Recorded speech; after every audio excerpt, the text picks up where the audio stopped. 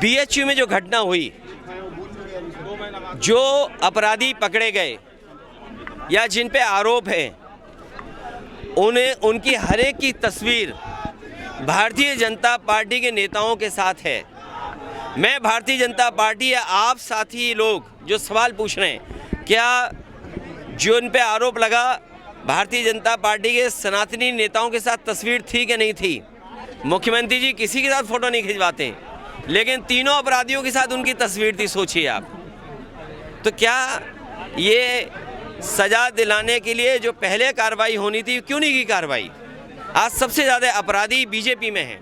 आज सर्वे आया है कि कूड़े में, सफाई में शहर कहाँ पहुँच गए। लखनऊ तो बहुत नीचे गिर गया। मुझे नहीं लगता, आंकड़ों में तो बनारस हो सकता ऊपर नीचे दिखाई दे रहा हो, लेकिन सच्चाई में ज़मीन पर देखोगे सबसे ज़्यादा गंदगी आपको दिखाई देगी, सबसे ज़्यादा जानवर आपको दिखाई देंगे।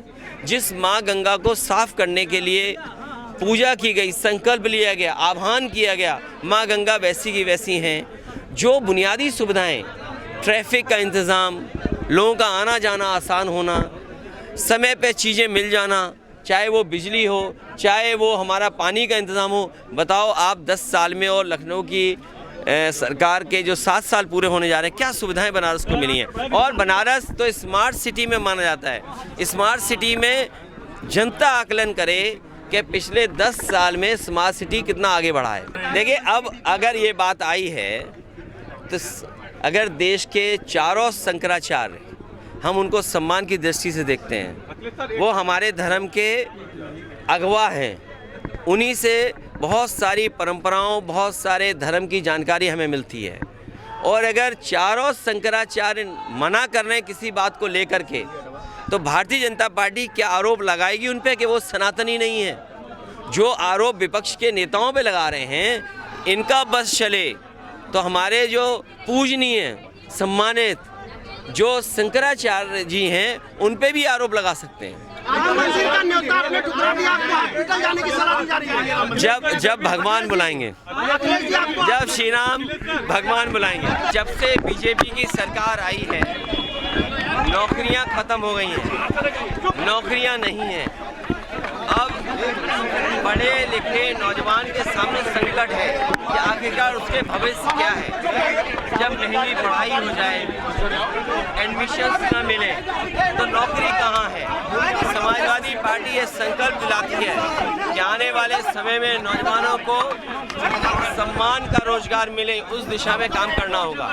और ये कॉन्स्टिट्यूंसी तो बीजेपी की 2 सरकारों का विकास दिखना चाहिए, 2 सरकारों का विकास।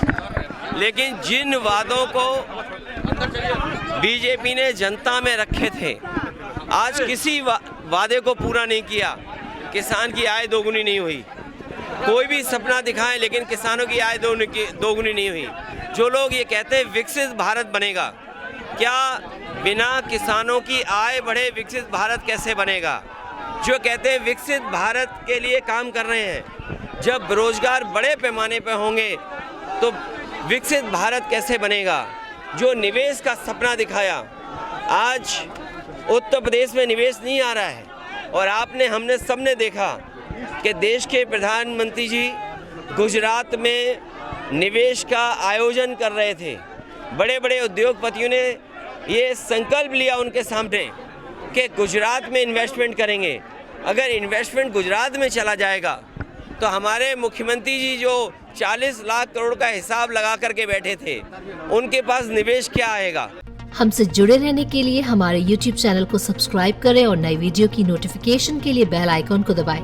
अगर आप ये वीडियो Facebook पर देख रहे हैं तो लाइक जरूर करें और ज्यादा से ज्यादा शेयर करें। धन्यवाद।